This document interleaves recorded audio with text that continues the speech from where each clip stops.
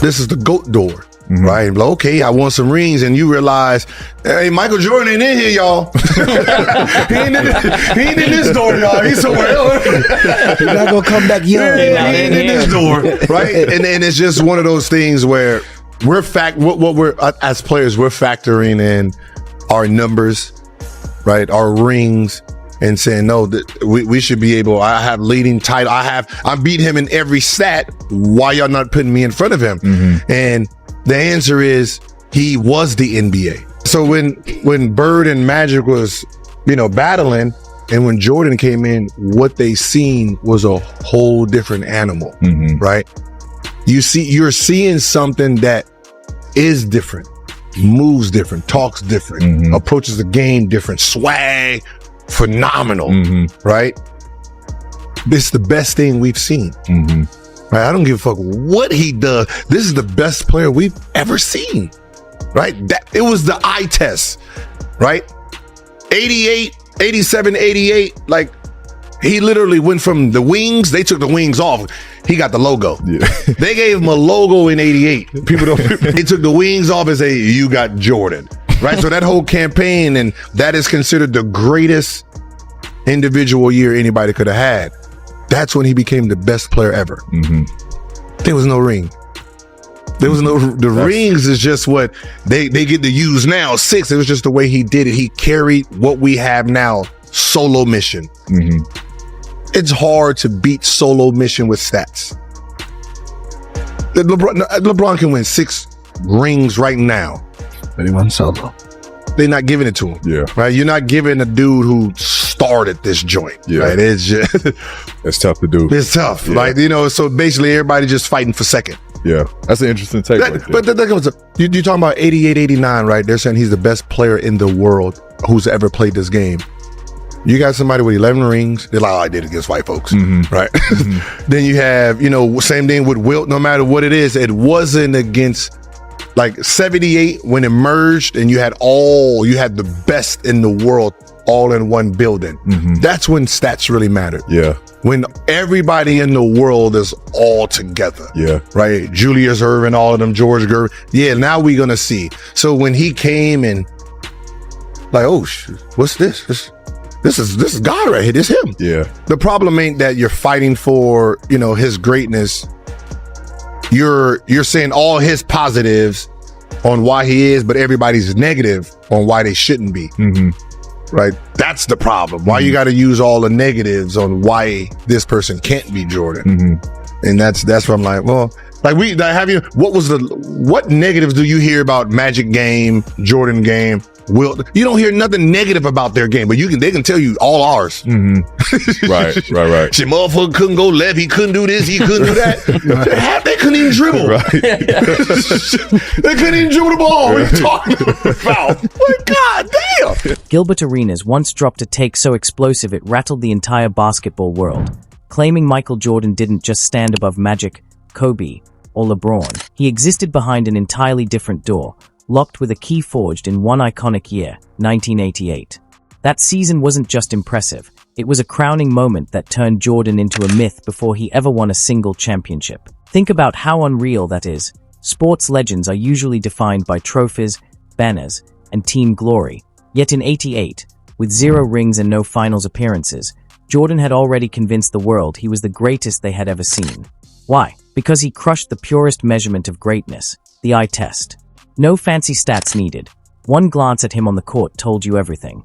He moved differently, thought differently, and played with a level of dominance that made it obvious you were witnessing a player unlike anyone who came before him. In 1988, Michael Jordan delivered a season so extraordinary it reshaped the meaning of greatness, winning MVP, Defensive Player of the Year, and the scoring title with 35 points per game, proving he wasn't just an offensive force or a defensive anchor, but a rare combination of both wrapped in a presence that shifted the entire game.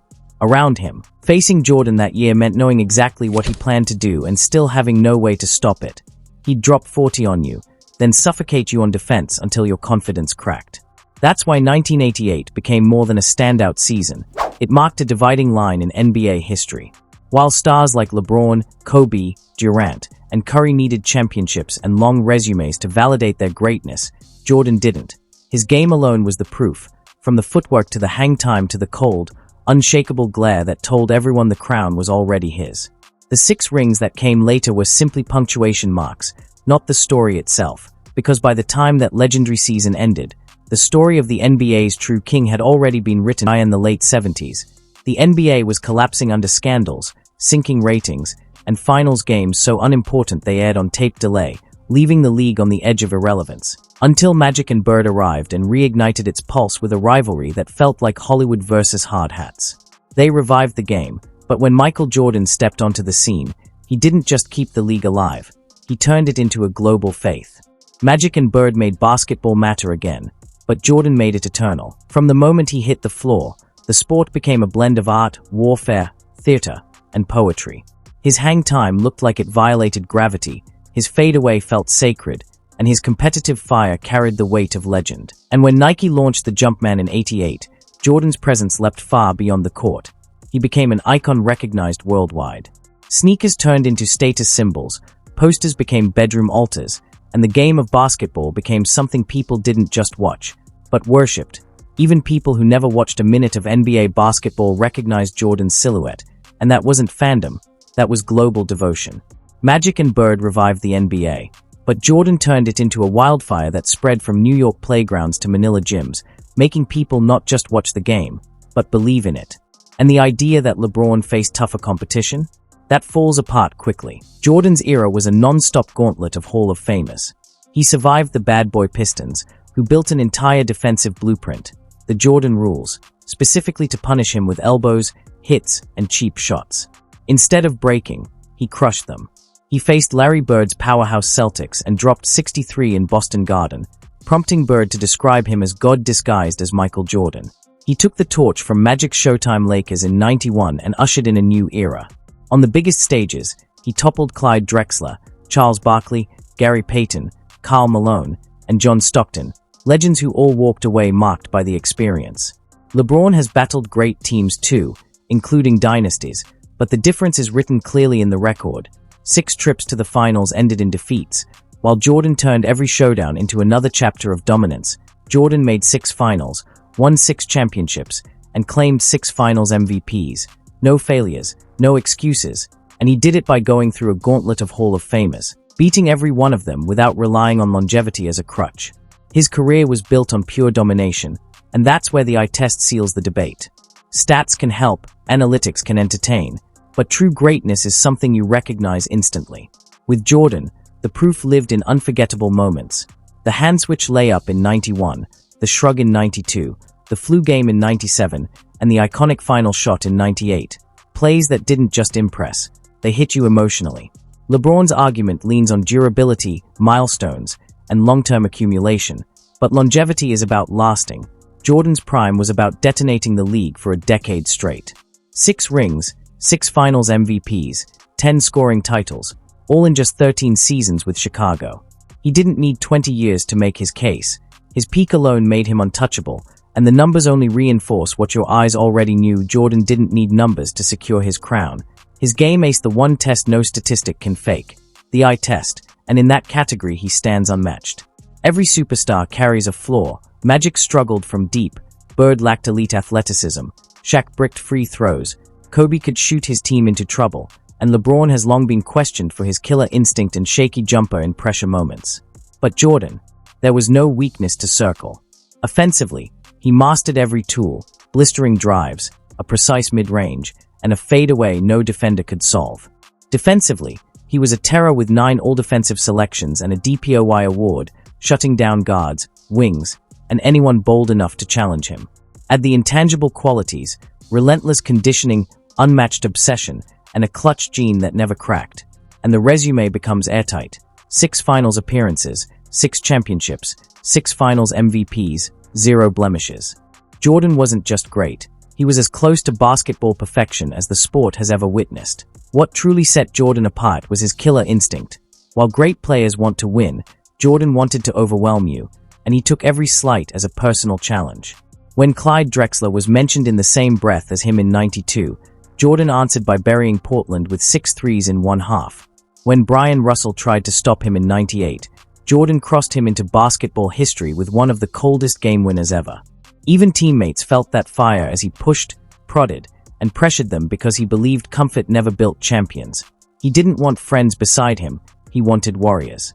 LeBron uplifts, Kobe studied and replicated greatness, but Jordan was born with an innate ferocity that couldn't be taught. He wasn't just competing, he was hunting legacies and dismantling dynasties. That's why his name always returns to the center of every debate, because fear, true, undeniable fear, is the purest measurement of greatness, and Jordan was the rare player who could make even other legends feel it. When you step back and look at the full picture, the truth becomes impossible to ignore. Michael Jordan wasn't just the face of basketball, he was basketball. He conquered Hall of Famers, dismantled dynasties, and never cracked under pressure. His skill was flawless, his mentality merciless, and his legacy untouchable. Magic and Bird may have saved the NBA, but Jordan turned it into a global obsession. Kobe carried the torch, LeBron stretched the game across 2 decades, but they all lived in his shadow. Stats fuel debates and highlights spark comparisons, but when you strip everything down to fear, dominance, perfection, and impact, only one name remains: Michael Jeffrey Jordan. He isn't just the standard, he's the ceiling, the unreachable bar. True greatness isn't just about winning, it's about changing the game forever and living in the soul of fans across generations. That kind of greatness belonged to Michael Jordan, and it will never belong to anyone else.